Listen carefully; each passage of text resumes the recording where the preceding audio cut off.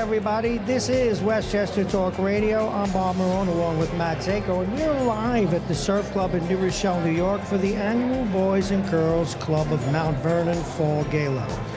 We're produced this evening by Shaw Creative and made possible by Robeson, ENT Allergy, and Hightower Westchester. My next guest, no stranger to wherever I've worked in radio in this county. I've interviewed him many times, but tonight he's being justifiably honored. His name is Lois Moore, former NBA player, but you know, this guy has distinguished himself by the work he's done here in Westchester County, and tonight he's being recognized for his work with the Boys and Girls Club as a champion of what they've done. Now, I'm working in Westchester about 20 years now, and every time I cover an event for the Boys and Girls Club, there you are. When did you first get involved? Well, I don't know that I had a choice to get involved, but when I was 10 years old, I happened to go by the Boys and Girls Club. Yes, well, sir. at the time it was a boys club. And my friends who I walked home with every single day just said, I'm going into this building that I had walked by for years. And they said, you ought to come in. And I went in, and I didn't realize that inside that building was a game room and a gym and all these wonderful things.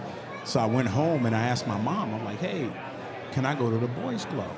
And of course she checked it out and got me a membership. So it started for me at 10 years old at the boys club. At 10 years old. And how Yeah. long were you with the Boys Club? Well, now I've been with the Boys and Girls Club over 50 years. Now wait, so you started at 10. How long did you stay initially before you went off to college and then the NBA? Of course, you know, I went through the process of, as a teenager, working for the Boys Club as a counselor. Okay. And upon my graduation, you know, from high school, and then came back during the summertime doing basketball camps with the boys club, and then I became in 1993.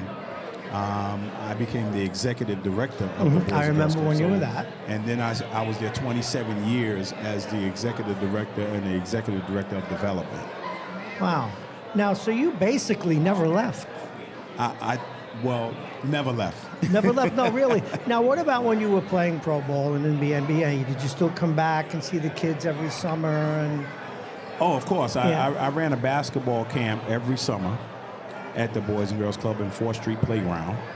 And I used to always come back and speak.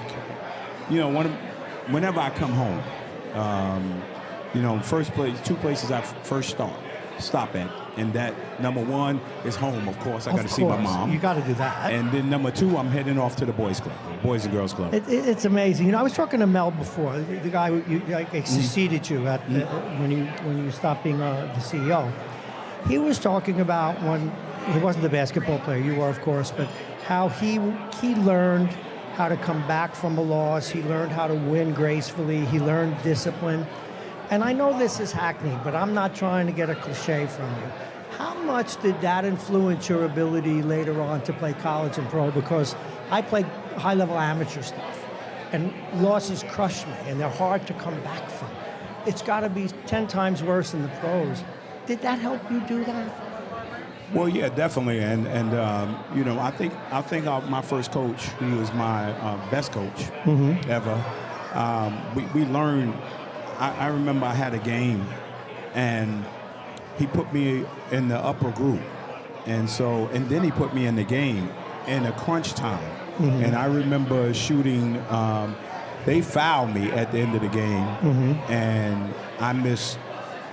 First of all, I shot an air ball on the first one. Hikes. And then on the second one, in a crowded gym, I shot an air ball again.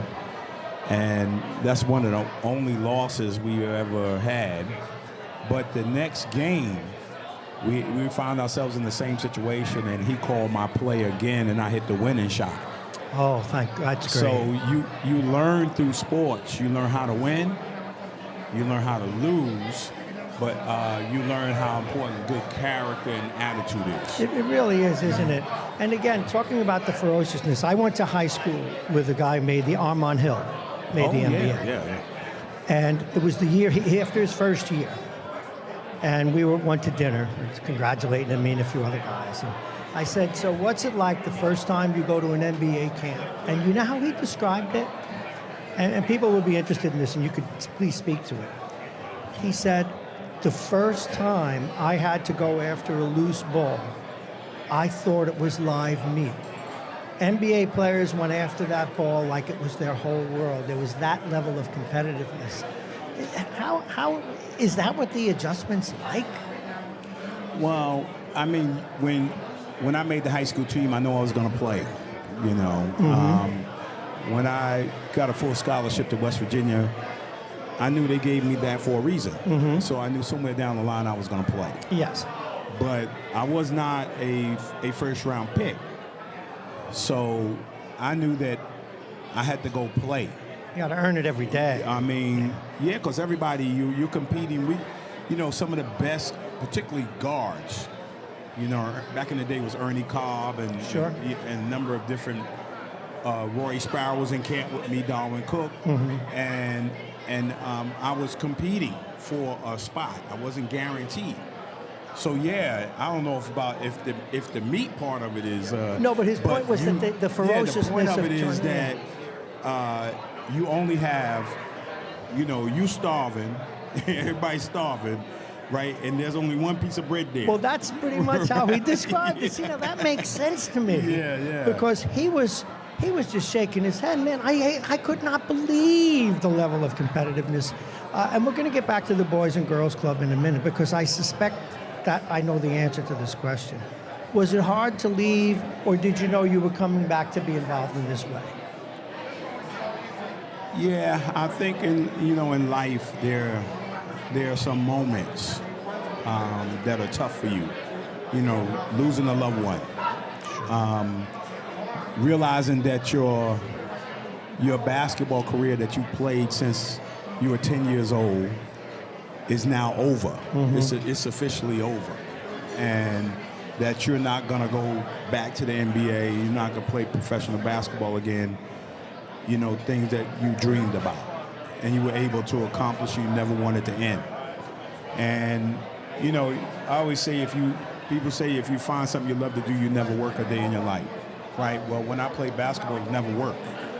And when I found my assignment with the Boys and Girls Club, it was never work, right? Clearly. It was love. And so when that moment comes, when you're thinking about every morning getting up, preparing the club, seeing young people come in screaming and hollering, saying hello to Mr. Moore, or in the community, you're everywhere, and you're in the schools with all these kids, and you know that you're making a difference. Now, it's almost the same thing as... I was going to say that. When there's no more clapping, there's nobody clapping for you anymore as a basketball player. Now, there's nobody calling your name anymore. The little kids are not calling your name. You're not there to hear that.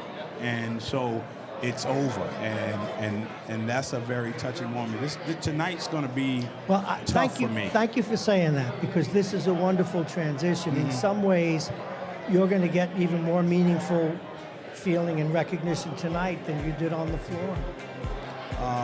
Without a doubt, yes. I know we have to move it along, but Lois Moore, congratulations. You deserve it. I've known you for years. You're a very special man. Thank you. Thank you for giving back so much. No problem. God bless you. All righty, folks, we're going to take a break. The great Lois Moore. We'll be right back.